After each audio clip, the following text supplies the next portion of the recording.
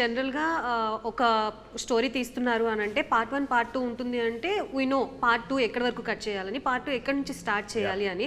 But మ్యాడ్‌కి ఆ sense లేదు starting నుంచి. So after mad success mad square అనేది వచ్చింది. సో అది ఎలా ఇంటర్లింక్ చేశారు అనేది కూడా చాలా ఇంపార్టెంట్. ఎగ్జాక్ట్లీ అది ఎలా చేసిన చెప్పంగానండి, it's a perfect sequel. So this will happen in a proper time line. College తర్వాత జరుగుతుంది.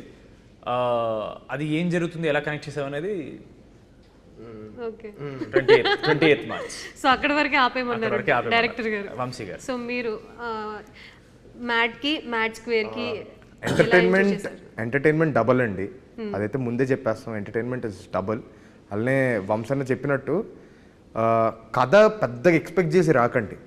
అంటే పెద్ద కథ ఏదో ఒక మంచి కథ చూపిస్తాం అనేటట్టు రాకుండా మంచిగా ఎంజాయ్ చేద్దాం, ఒక 2 గంటలు మర్చిపోదాం, అసలు ఫుల్గా నవ్వుకుందాం, తిరిగి వద్దాం, ఒక మ్యాడ్ హ్యాంగ్ ఓవర్తో వద్దాం అనుకునే వాళ్ళకి బెస్ట్.